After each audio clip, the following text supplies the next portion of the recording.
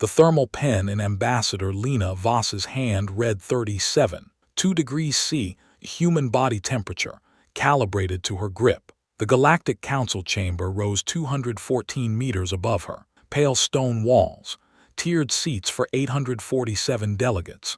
Her delegation's platform sat 18 steps below the lowest Vorthan seat. Architecture designed to shrink, designed to make her feel small, designed to remind her that humans were extinct here, legally dead, politically dead, existentially dead.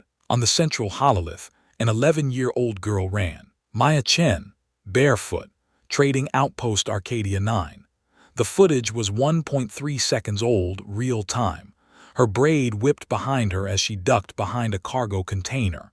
4 Vorthan security officers pursued.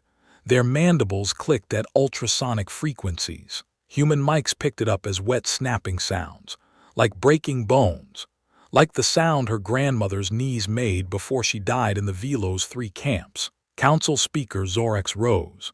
His claws were painted judicial black. He had 847 cycles of age and 47 battle scars on his exoskeleton. His left antenna was 1.2 centimeters shorter than the right, a wound from the last species that asked questions, the last species that thought they could negotiate, the last species that believed the council had a heart. The human child has violated restricted section 14, he said. She will be detained. The beam rifle fired. Maya's left leg vaporized below the knee. She screamed. The sound lasted 2.7 seconds. Then she fell silent because she bit her tongue off. A 7-year-old girl who had learned somewhere, in a camp, in a hold in the dark between stars, that screaming didn't help. That screaming just made them enjoy it more. The second shot took her chest. The hololith showed her face for 0.4 seconds after cardiac arrest. Her eyes were still open. Her mouth was still bloody where her tongue had been. Her braid had come undone. Her left hand was reaching for something. A rock.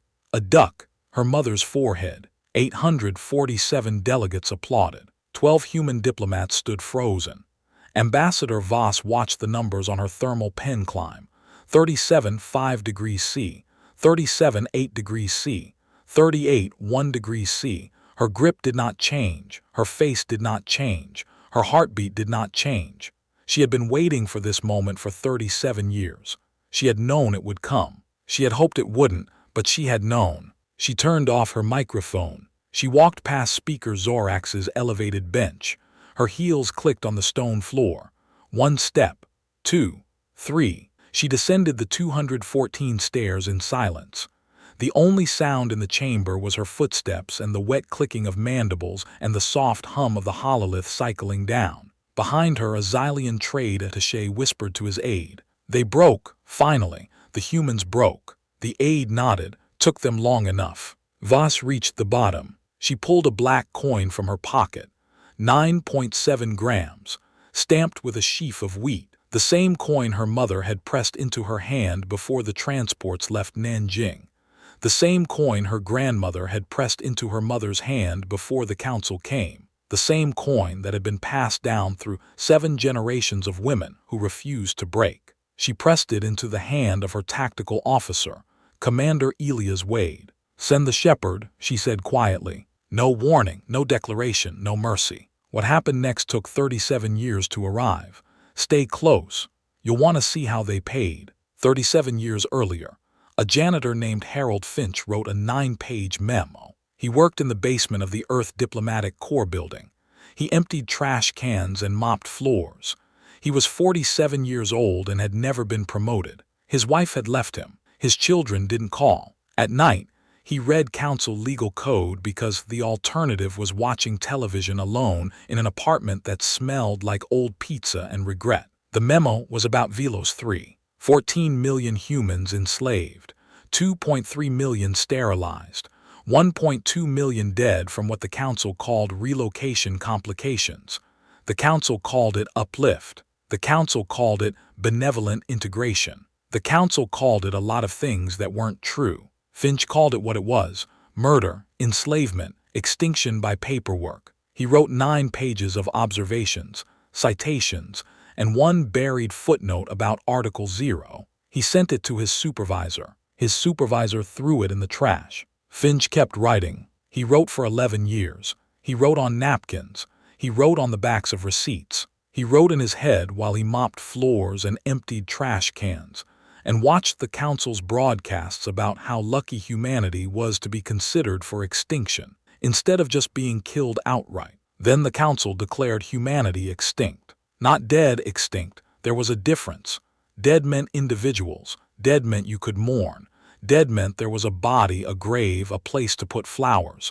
Extinct meant the species had no legal standing, no rights, no protection, no future. Extinct meant you couldn't mourn because there was nothing left to mourn for. The memo became Operation Longbow. The name came from a 13th century English weapon. A longbow could kill an armored knight from 300 meters. The knight never saw it coming. The weapon didn't need to be stronger. It just needed to be precise. It just needed to be aimed at the one spot the armor didn't cover. Finch understood something the council did not. When you declare a species extinct, you stop watching them. You assume they're already gone. You stop updating your files. You stop checking your own laws for loopholes because loopholes only matter for species that still exist. You stop paying attention. And that's when the extinct species starts writing. 72 meters below the lunar surface, in a bunker carved into Mare Tranquillitatis, the team assembled. The bunker kitchen was 9 meters by 12 meters, a folding table, 6 chairs, a hot plate, a ceramic teapot with a hairline crack that leaked exactly 3 drops per pour. The pot was 43 years old. It came from a garden in Nanjing. Voss's mother had planted that garden. Voss's grandmother had tended it. Voss had learned to make tea in that kitchen, in that house, in a city that didn't exist anymore. Ambassador Lena, Voss poured the first cup. The crack wept 3 drops onto the table. Each one was a year her mother had tended the garden alone. Voss had not been home in 31 years.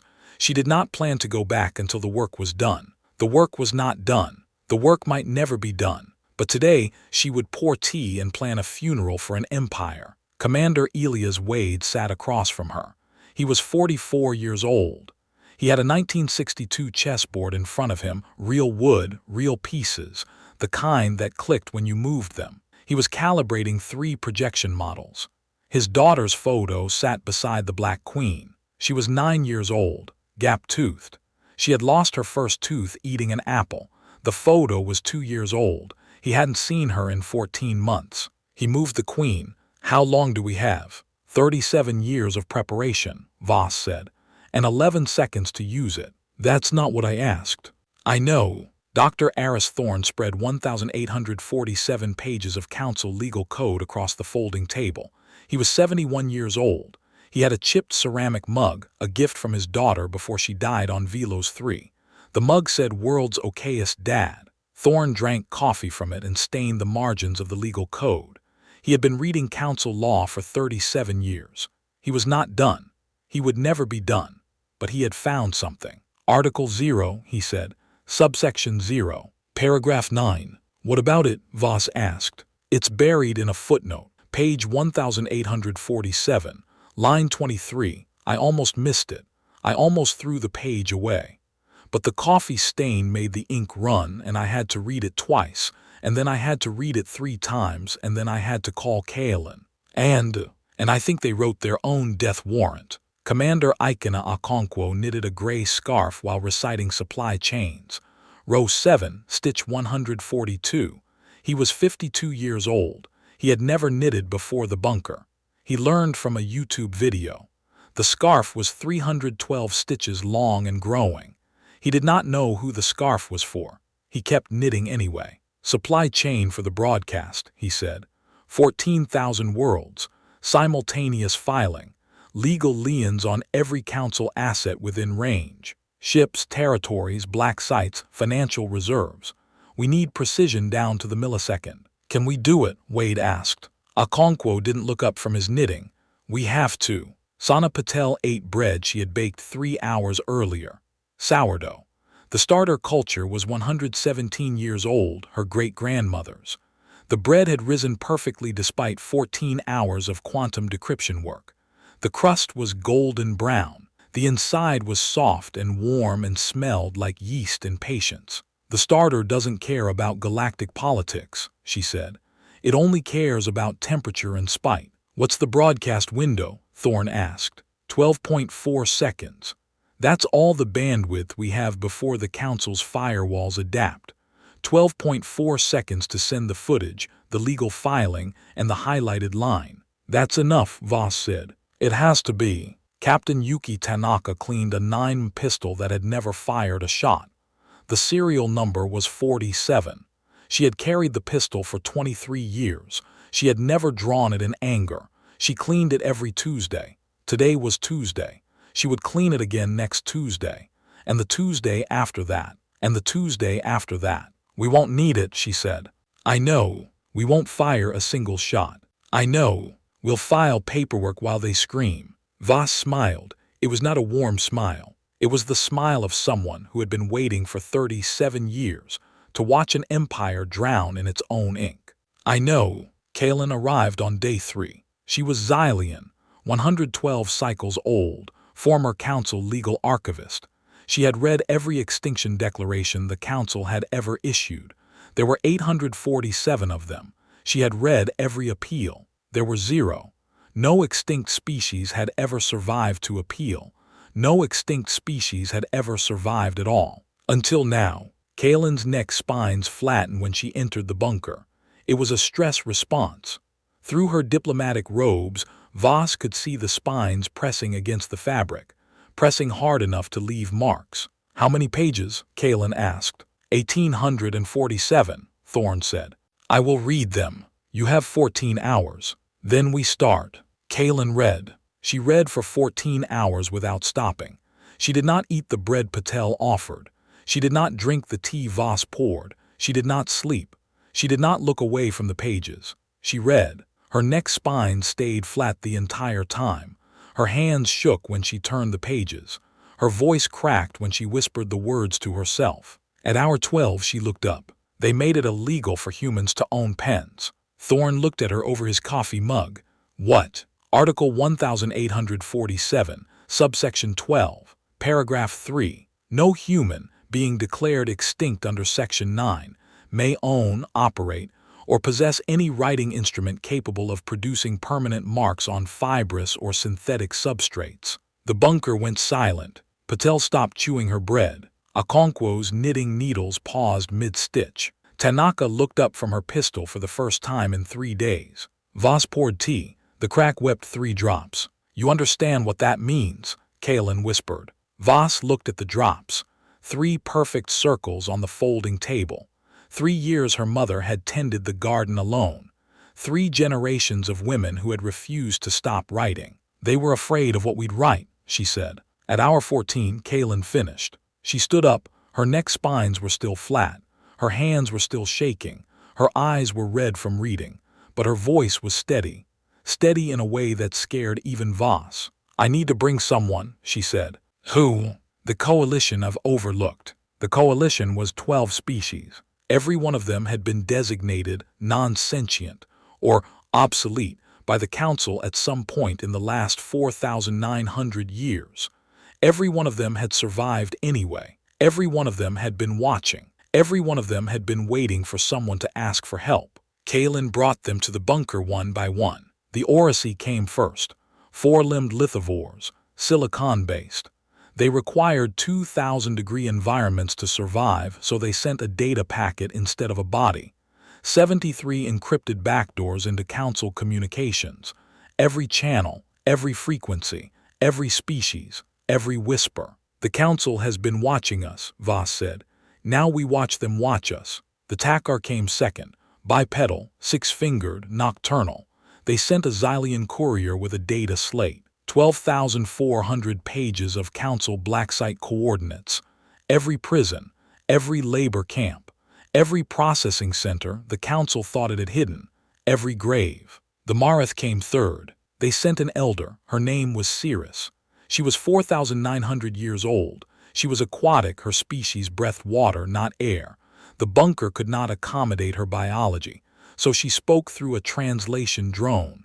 Her voice came out wet, gasping, like someone drowning very slowly. "We have been watching for longer than your species has had writing," Cirrus said. "We have observation logs, 4,900 years of them, every extinction declaration, every legal precedent, every footnote, every mistake." "They've made the same mistake 847 times," Voss said. "They assume the dead don't read," Cirrus agreed. "We are still reading." The Velen came forth, wingless avians, vestigial wings folded against their backs. They were legal theorists, the only species in the galaxy that studied council law for its own sake. They sent 1,847 judicial precedents for asymmetric remediation. "It was buried in a rider about mineral rights," Thorne said, reading from page 1,847. "On page 1,847, in a footnote, in a subsection of a subsection, written by a clerk who probably thought no one would ever find it." "What does it say?" Voss asked. Thorne read it aloud. "Any species declared extinct by this council retains the right of unappealable remediation through any means available." The bunker went silent. 8 other species sent their contributions. Each one sent exactly one thing: a single piece of data, a single legal precedent, a single observation, a single backdoor, a single set of coordinates, a single log entry. 12 species, 12 pieces. The total added up: 73 backdoors, 12,400 pages of black site coordinates, 4,900 years of observation logs, 1,847 precedents, and 1 footnote. On day 7, Thorne found the line. He was reading page 1,847 for the 4th time. His coffee mug was empty. The stain from his last cup had dried brown on the margin. He had spilled the coffee 3 hours ago. He hadn't noticed. He hadn't moved. He had just stared at the page. The line was in subsection 0 of Article 0, buried so deep that only someone looking for it would ever find it, buried so deep that the council had probably forgotten it existed, buried so deep that it had survived 847 extinction declarations without anyone noticing. Article 0, subsection 0, paragraph 9, Thorne said. "Any species declared extinct by this council retains the right of unappealable remediation through any means available." Voss looked up from the chessboard. Wade's daughter stared back at her from the photograph, gap-toothed, 9 years old, unaware that her father was planning the death of an empire. "Unappealable?" Voss asked. "The word means exactly what it says. No appeal, no review, no council vote can change it. Once declared extinct, the rights vest immediately. Rescission is irrelevant." Wade moved his queen. "How did they miss this?" "They didn't miss it," Kaelin said. Her neck spines were still flat. They had been flat for 6 days. She hadn't slept in 6 days. She hadn't eaten in 6 days. She had just read and read and read. They wrote it. They just forgot they wrote it. Because no extinct species ever survived to use it. Because no extinct species ever survived at all. They wrote their own execution order, Voss said, 70 years ago. "And forgot," Kaelin agreed. Patel took her sourdough out of the makeshift oven. The crust was golden brown. It cracked when she tapped it. Steam rose from the inside. It smelled like her great-grandmother's kitchen. It smelled like home. "They made it illegal for us to own pens," she said. "But they never made it illegal for us to read." Okonkwo finished stitch 312. He held up the gray scarf. It was long enough to wrap around someone's neck, long enough to keep someone warm, long enough to remind someone that they were loved. "When do we tell them?" he asked. Voss poured the last cup of tea from the 43-year-old pot. The crack wept 3 drops. She watched them fall, watched them spread across the folding table, watched them soak into the wood. "We don't tell them," she said. "We show them." The broadcast was ready. Sana Patel sat in front of the quantum comms array. Her hands were steady. Her sourdough starter sat beside her in a glass jar. 117 years old, her great-grandmother's, brought from Earth in her carry-on luggage, because she refused to let the council take one more thing from her family. 12.4 seconds, she said. "That's all we get." "Then make them count," Voss said. Patel nodded. Her fingers hovered over the keyboard. She had been practicing this sequence for 3 weeks, every keystroke memorized, every millisecond accounted for. She could do it in her sleep. She had done it in her sleep twice, according to Wade, who had found her sleep typing at 3 a.m. and carried her back to her cot. The footage was compiled. Maya Chen at age 7. She was standing by a pond in Vermont. It was autumn. The leaves were orange and red and yellow. She was feeding ducks stale bread. The ducks were fat and unafraid. She named each one as she threw the bread. Jeremy, Puddles, Captain Waddles, Sir Reginald. She laughed when Captain Waddles bit her finger. Maya Chen at age 9. She was sitting across from her grandmother at a chessboard. The board was old, her grandmother's grandmother's. The pieces were carved from wood that had grown in a forest that didn't exist anymore. Maya lost the game in 11 moves. She cried for 47 seconds. Her grandmother did not comfort her. Her grandmother waited. Then Maya wiped her eyes and said, "Rematch." Her grandmother smiled. "That's my girl." Maya Chen at age 10. She was sitting at a desk in her bedroom. The walls were covered with drawings of plants, alien plants, earth plants, plants that existed only in her imagination. She was writing on a sticky note with a purple pen. "I want to be a xenobotanist," she wrote. She stuck the note to her lamp. It stayed there for 14 months. Maya Chen at age 11, 3 days before Arcadia 9. She was standing in the kitchen of her family's apartment. Her mother was making breakfast. Eggs, toast, the kind of breakfast you make when you don't know it's the last one. Maya kissed her mother's forehead. "I'll bring you a rock from space, okay?" Her mother laughed. "Not a very pretty one. The prettiest one I can find." The footage ended. Patel's hands were still steady. Her eyes were wet, but her hands were steady. "The legal filing is attached," she said. 1,847 pages. One highlighted line. Article 0, subsection 0, paragraph 9. "Send it," Voss said. At 09:47:23 GMT, the broadcast began. 12.4 seconds of data. No weapons, no threats, no declarations of war, just a dead girl's life and a footnote that had been waiting for 70 years to be read. The council chamber fell silent. The 847 delegates watched the footage. They watched Maya feed ducks. They watched her lose at chess. They watched her write on a sticky note with a purple pen. They watched her kiss her mother's forehead. Some of them had children. Some of them had grandchildren. Some of them had forgotten what a child's laugh sounded like until they heard Maya Chen naming ducks. Speaker Zorex watched with his claws pressed flat against his bench. His mandibles were not clicking. His thermal regulator was not adjusting. He was perfectly still, perfectly silent, watching a dead girl feed ducks on a pond that was 70 light-years away. The footage ended. The legal filing appeared on every screen in the chamber. 1,847 pages. One highlighted line. Zorex read it aloud. His voice cracked on the second word. "Any species declared extinct by this council retains the right of unappealable remediation through any means available." The chamber held its breath. No warning, no declaration, no mercy. Just a footnote. 11 seconds of dead silence. The longest 11 seconds of Zorex's 847 cycle life. He could hear his own heartbeat. He could hear the breathing of the delegate beside him. He could hear the soft hum of the hololith cycling down. Then Elder Cirrus laughed. It was not a kind laugh. It was not a happy laugh. It was the laugh of someone who had watched the council make the same mistake for 4,900 years, and finally, someone had made them pay for it. Her voice came through the translation drone, wet, gasping, ancient. "You fools!" Zorex turned to face her screen.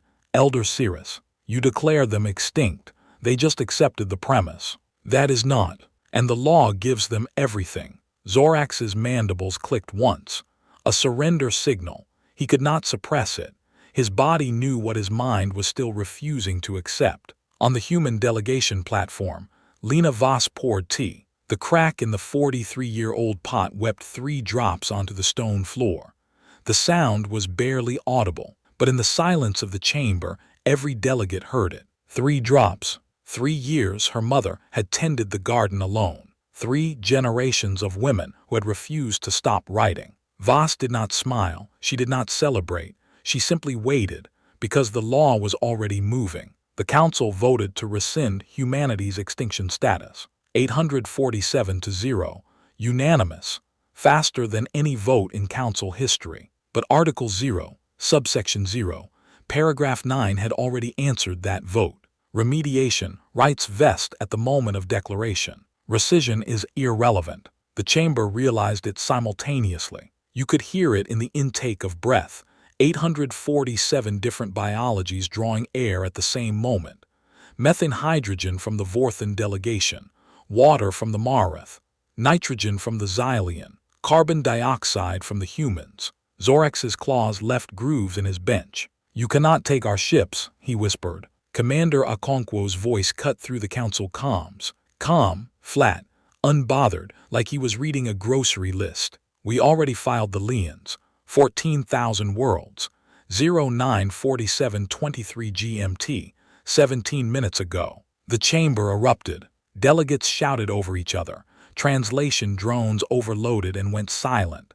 The Vorthan security forces drew their weapons, then realized there was no one to shoot. No soldiers, no ships, no bombs. Just paperwork, just a janitor's 9-page memo, written 37 years ago in a basement that smelled like old pizza and regret. Just a dead girl's sticky note, preserved on a lamp for 14 months. Just a footnote that 70 years of council lawyers had missed, because they stopped reading the moment they declared a species extinct. Voss stood up. She walked to the edge of the human delegation platform, 18 steps below the lowest Vorthan seat. Architecture designed to shrink her. Architecture that now looked like a monument to the council's arrogance. "Speaker Zorax," she said. He looked at her. His thermal drop was visible even without a pen. 34. 1 degrees C, cold for a Vorthan, the temperature of fear. "You declared us extinct 25 years ago," Voss said. "Every human born since was already dead to you. Every child. Every parent, every person who ever fed ducks on a pond or lost a chess game or wrote a dream on a sticky note." She paused. "We spent 37 years making sure the last human to die for your convenience would be an 11-year-old girl with bread for ducks and a dream about alien plants." She poured the last of the tea from the 43-year-old pot. The crack wept 3 drops. She did not look at them. "That's not victory," she said. "That's accountability." The assets transferred in 72 hours. 96.2% of council holdings. Ships, territories, black sites, financial reserves. Every lien filed simultaneously. Every judge recused. Every appeal automatically denied. Because Article 0 left no room for appeal. No shots fired. No deaths. Just the slow, grinding machinery of law that the council had built to crush the weak, turned against them by a species they had already declared dead. 12 species joined Earth as founding members of the new compact. The Oracy sent their first ambassador in 2,000 years. She arrived in a thermal capsule that kept her body at 2000 degrees C. She did not speak. She did not need to. Her presence was enough. The Takar sent a delegation of 6, 1 for each finger on their primary manipulator. They brought maps of every black site they had helped humans find. The maps were hand-drawn. The ink was made from crushed berries. The Marath sent Elder Cirrus. She could not leave the water. So the compact built an aquarium in the council chamber. The same pale stone walls. The same tiered seats where 847 delegates had once voted to make humanity extinct. Cirrus swam in circles, while she watched the council's assets being signed away. "I have waited 4,900 years for this," she said. The Velen sent a single legal scholar. She was young, only 200 years old. She carried a copy of Article 0 on a data slate. The footnote was highlighted in purple. Purple, the color of Maya Chen's pen. The council chamber was redesignated humanity's archive of legal precedent. The pale stone walls that had once been designed to shrink humans now held shelves. Thousands of shelves, millions of documents, every extinction declaration, every appeal, every footnote, and one sticky note. Maya Chen's sticky note was framed in glass. It hung on the wall where Zorax's bench had once been. The purple ink had faded slightly. The edges were curled, but the words were still legible. I want to be a xenobotanist. Beneath it, in smaller handwriting that no one had noticed for 11 years, was a second line. Mom says I can, love you, bye. The Velen legal scholar stood in front of the note for 3 hours. She did not move. She did not speak. She just read the words of a dead girl who had wanted to study plants that grew on other worlds. She would have been good at it, the scholar finally said. Yes, Voss said, she would have. 3 weeks after the transfer, the team returned to the lunar bunker. The kitchen was still there, the folding table, the 6 chairs, the hot plate, the 43-year-old teapot with the hairline crack. Voss poured the last cup of tea from the pot. The crack wept 3 drops onto the table. The drops spread slowly, soaking into the wood where 37 years of coffee stains and tea rings had marked the surface. What happens now? Kaylin asked. She was standing by the door. Her neck spines were relaxed for the first time in weeks. She had slept 14 hours the night before. She had eaten 3 meals.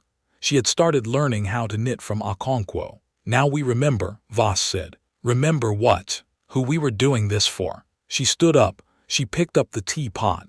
She carried it to the sink. She washed it carefully, gently, the way her mother had taught her. The crack did not leak under running water. It only leaked when she poured. Some things only broke when you tried to give. They went to the surface. The lunar bunker's entrance was 67 meters below Mare Tranquillitatis. They took the elevator up. The doors opened onto gray dust and black sky and earth hanging like a blue marble in the distance. 214 meters from the entrance, someone had arranged 847 stones in a spiral. Each stone bore a name. Every human killed by council action in 37 years of recorded contact. Every victim of Velos 3. Every child who never came home from Arcadia 9. Every diplomat executed in a council black site. Every soldier who died in a war the council never acknowledged. 847 stones. 847 names. Maya Chen's stone was in the center. It was not a special stone. It was gray and rough and about the size of a child's fist. It weighed 9.7 grams, the same as the black coin Voss had pressed into Wade's hand on the day Maya died. Voss knelt beside it. She touched the stone with her fingertips. The surface was cold. The dust clung to her skin. She began to read the names. It took 3 hours and 12 minutes. She read each name slowly, carefully, the way you read names at a funeral when you want every syllable to land, when you want the dead to know that someone still remembers. Wade's daughter sat beside him. She was 9 years old, gap-toothed. She had grown 2 inches since the last time he saw her. She held a purple pen, the same shade of purple as Maya Chen's sticky note. Kaylin stood at the edge of the spiral. Her neck spines were flat again, not from stress this time, from something else, something she didn't have a word for. Why did you not celebrate? She asked. Voss finished reading the last name. She stood up. Her knees cracked. She had been kneeling for 3 hours and 12 minutes. Because we didn't win a war, Kaylin. We proved a deadline. The council marked us extinct 37 years ago. Every human born since was already dead to them. She looked at the spiral of stones. We spent 37 years making sure the last human to die for their convenience would be an 11-year-old girl with bread for ducks and a dream about alien plants. She paused. That's not victory, that's accountability. Kaylin was silent for a long time. Then she said, your species is strange. I know. You were dead. You accepted it, and then you kept living anyway. We're very stubborn. Kaylin's neck spines relaxed. I have noticed. Wade's daughter walked to Maya's stone. She knelt in the gray dust. Her knees were bare. The dust stuck to her skin like flour on bread dough. She held the purple pen in her right hand, her writing hand, the one her father had taught her to hold a pencil with when she was 4 years old. She looked at the stone. Maya Chen, age 11, Arcadia 9, no other words, no epitaph, no quote. Just a name and an age and a place where a child had died on camera while 847 delegates applauded. The girl touched the stone with her free hand. She was 11, the girl said. Yes, Voss said. I'm 9. Yes. That's not fair. Voss did not answer. There was no answer to give. Fairness was a human invention. The universe had never promised it, but humans kept inventing it anyway, kept carving it into stone, kept writing it on sticky notes with purple pens. The girl raised the purple pen. She pressed the tip to the stone. The ink flowed bright purple against gray rock.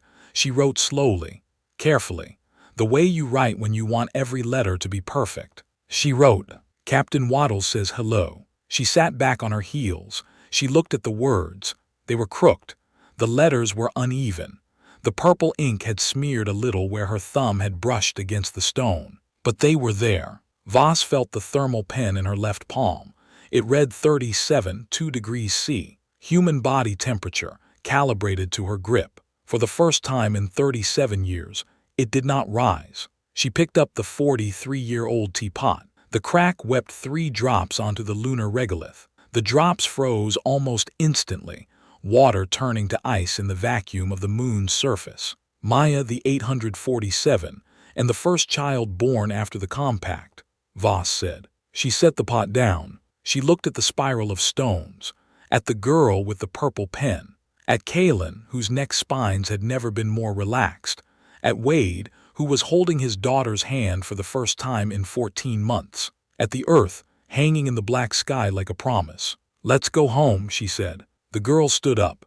She tucked the purple pen behind her ear. She took her father's hand. She looked back at Maya's stone one more time. "Captain Waddles says hello," she whispered again. And then they walked back to the elevator. The dust shifted behind them. The stones remained. The names remained. The purple ink remained. The council had declared humanity extinct. But the dead girl's duck still had a name. And somewhere, on a planet that no longer existed, an 11-year-old girl with bread for ducks and a dream about alien plants was still laughing. "Captain Waddles says hello."